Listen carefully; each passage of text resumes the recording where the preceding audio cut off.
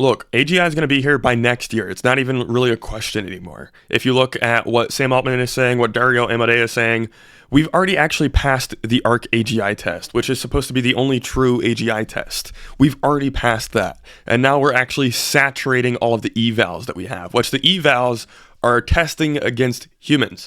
The best humans, the expert humans in every single category, we are testing these models against these humans, and we are saturating all of the human capabilities. And also, Jimmy Apples mentioned this thing where he was hoping it would come this year, but he thinks it's probably going to come next year, where the parameters and the neural network of the AI model itself physically changes dynamically as it moves throughout physical space. Currently, we only have these pre-trained models of AI where you get a static model where the parameters aren't always continuously changing. But we will have very soon something that is like an autonomous being that can go throughout physical space and self-adapt and learn in real time. This is literally in the pipeline now, which is why Sam Altman said that he has a clear path to AGI now. So what does that mean for us? What should we be doing right now to prepare for whatever is coming? Well, I do think AGI will be something that does become open sourced over time. I don't think it's going to be something that's extremely cheap to run on a computer. You're going to need to have some pretty impressive technology to run these models, and especially as AI becomes super intelligent, you're going to need a lot of compute to actually run these models locally, or even you're going to probably have to pay a premium to use like an ASI level model. So the best thing we can do right now is to actually amass as much capital as possible to make sure we get access to the best technology in the future. Because I don't know about you, whenever we have alien technology that AI is inventing and we're not even able to invent anymore, I want to have access to that alien technology. I want to be able to have access to the best technologies that are coming out. And I want to have access to the highest levels of intelligence that anybody can have access to. Because if you don't get access to the highest levels of intelligence that anybody can have access to, you're probably not going to be in the upper rung of society. And that's just something that you don't really want to have to do. And there's a lot of people who say, well, yeah, sure, you could say that. But I think AGI is going to be given everywhere, and we're going to have like AI communism. Everybody gets the world's best AI for free.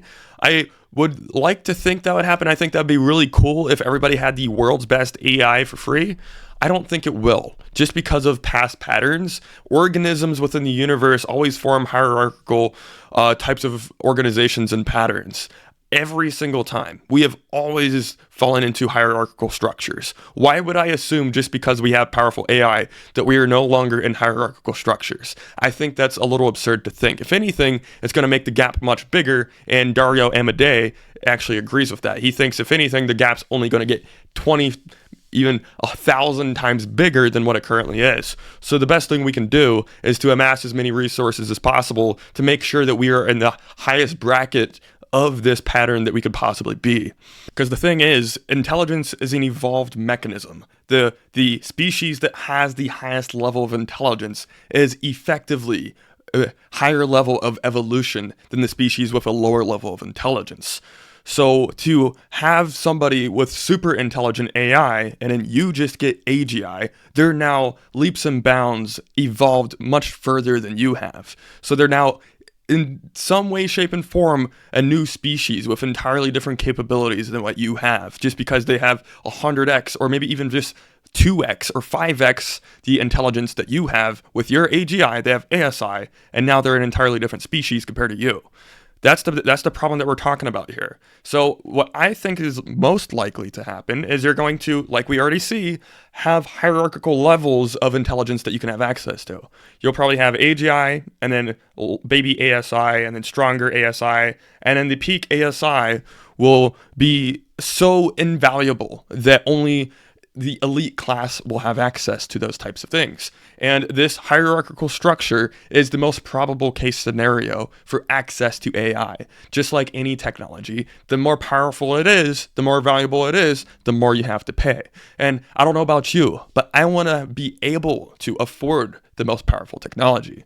To think that every single person in the entire planet is going to have equal distributions of super intelligence. That's kind of absurd. It's like, I would love for that to be true. It'd be so cool. But history tells me that just will not happen. And to think that it will is kind of delusional, in my opinion. It's like, oh, I heard some person on YouTube tell me it will happen, so now I believe that it will. I believe we'll have open sourced superintelligence. I think that could be possible, but maybe we won't. But even then, you have to have a very powerful computer to run superintelligence at all. So now you're again on the same exact hierarchical structure or pattern, but now instead of within a model, it's within a computational substrate instead of a model. Okay? So the logical conclusion is to maximize the amount of resources you have right now so that you can give access to the next higher evolution of intelligence. That way you can be one of the most competitive species on the planet, and there you increase your odds of survival by doing so. So how do we amass as many resources within the shortest period of time possible? It's simple. Maximize leverage. And Naval Ravikant already has a good framework for leverage for us. At the bottom we have capital.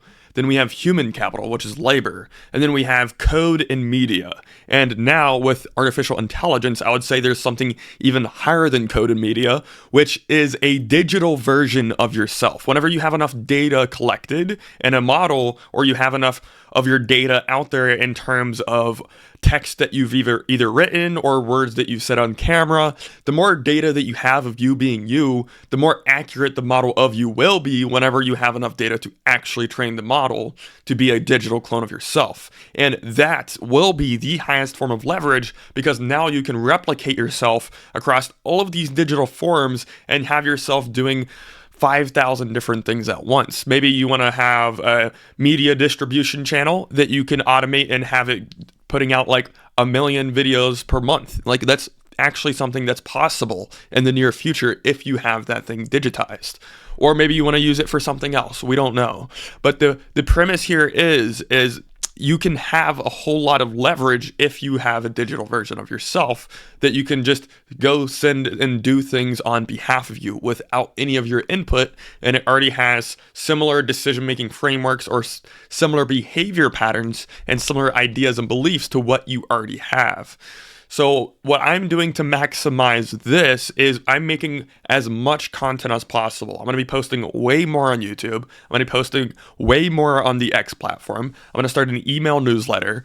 And the amount of content that I'm putting out, the volume of content that I'll be distributing is going to be so high that I'm going to have so much data to feed into a model to be more and more and more accurate to who I actually am over time. But not too far from now, that's going to be possible. And the more data you have, the better the model will be. So you might as well start collecting that data now, which is part of the reason I'm making this YouTube channel. And then another part of the reason I'm making this YouTube channel is to build an audience and to be somebody who is really good at talking with other people and being somebody who's really good at leading people, because that's probably the most valuable skill in the future, is just being able to lead people, have influence on other people, and also just be able to talk to people very efficiently and effectively and be able to articulate clearly. That's going to be very, very powerful.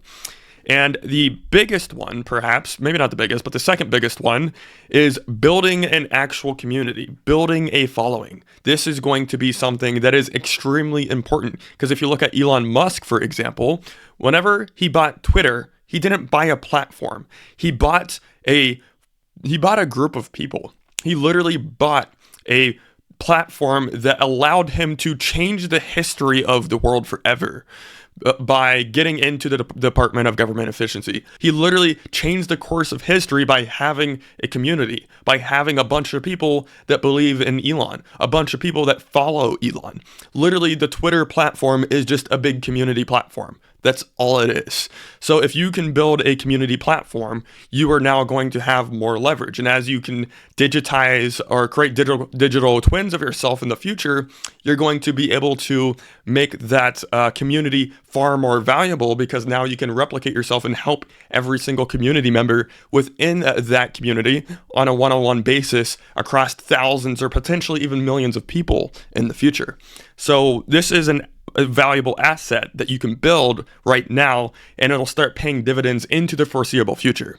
So far what we covered is build a digital version of yourself by creating a lot of content. And the content actually builds an asset known as a following for you as well. Whenever you have a following, you now own that media. You own the attention of the group of people that follow you. Mark Zuckerberg owns the attention of all of the people that go on Instagram and Facebook every day. Elon Musk owns the attention of all of the people that go on the X platform every day. People with big followings on YouTube own certain points of attention of the people that watch their content every day. It's a very high leverage place to be, and it allows you to have massive amounts of influence. It allows you to throw your weight around when networking. It allows you to do all of these high leverage things that you wouldn't have before. And also, you're also building up the pool of data as you're posting that content to create your digital twin in the future. So you're knocking out two birds with one stone. But the biggest thing we're trying to do with all of this, the reason we would want to focus on all of this, is to solve one simple question. And that question is, when everybody has access to a computer that can do all things any human can do, what is there left for humans to buy? That is the million-dollar question.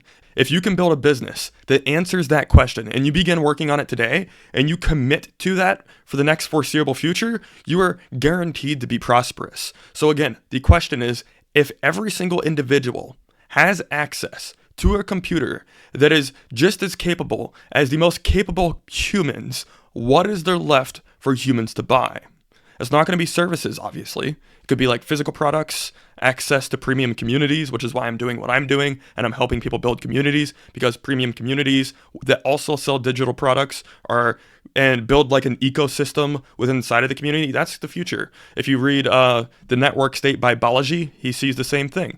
But the entire premise here is to solve the biggest problem, which is when everybody is automated away from their job over time, whenever everybody is now searching for meaning because they once found somewhat of meaning. Many people don't have meaning, but some people have meaning in their work. Some people have meaning in the jobs that they do, but many people don't have meaning, but they're so distracted by work that they don't know that they don't have meaning. And then once they lose the job, they are now searching very hard for what the next opportunity is for themselves. So what we can do to solve that problem for people is build communities. Whenever somebody is looking for meaning, whenever somebody's looking for the next path for themselves, they join groups of other people. They join communities. They join religions. Some people even join cults. So if you have a valuable community that you build, you can now solve the biggest problem that is in the near future, which is the meaning economy. Right? Whenever we have post-labor economics, everybody gets dislocated from their jobs. The meaning economy is going to be one of the biggest sectors that you can build businesses to help solve that problem. And I think community businesses are the obvious option. And that also solves the question of when everybody has access to a computer that can do all things any human can do, what is there left to buy? A computer can't automate the congregation of humans. I mean, I guess you can deploy the computer to help you build your community. You can do that. But the actual product itself is the fact that there is humans in the product. The intrinsic value of what your product is humans. Whenever there's humans in it, people congregate in groups. This is something that humans have done for millions and millions of years, ever since Homo habilis, or even before that.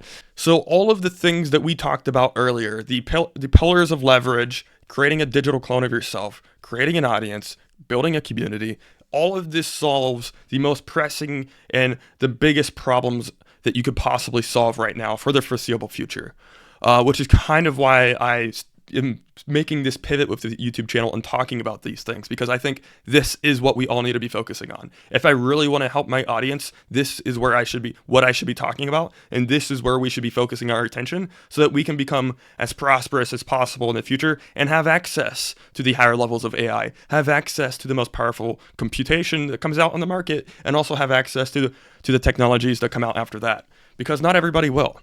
Let's be completely honest here. Like, we don't know what the future is going to look like in the future, right? It hasn't happened yet. We have no evidence. We have potential narratives and stuff like that of what some hypothetical ideas could make it look like. But in reality, we don't really know what's going to happen. So the best and most logical thing we could do right now is amass as many resources as possible, so we can be as prepared as possible for whatever comes. Which is exactly why I'm building my community, to help people do that. So if you are interested in doing that yourself, if you want to maximize economic agency and everything I just talked about made sense, and you would like to do that yourself, you can join my community linked in the description below. It is literally just $7 per month right now. This is the cheapest it will ever be. But literally my entire goal is for all of you guys to just be able to, for all of us, really, to be able to have access to the best technology in the future. And so you don't have to rely on UBI in the future. So you can have economic agency in the future, because we don't know what it's going to look like. And this is just, I don't know. This is the most logical thing that we can do. Like, my brain can't think of anything more logical than this. And therefore, I naturally, by default, take action on it. And I think it's only logical for you to do the same. But again, it's your life. You do what you want to. You don't have to join the community. You're more than free to just watch my content for free, get whatever information you want for free. And that's also cool. But either way, do what you want. And I'm super excited for the future. And I'm ready to, I don't know. I'm super excited. I'll see you guys in the next one.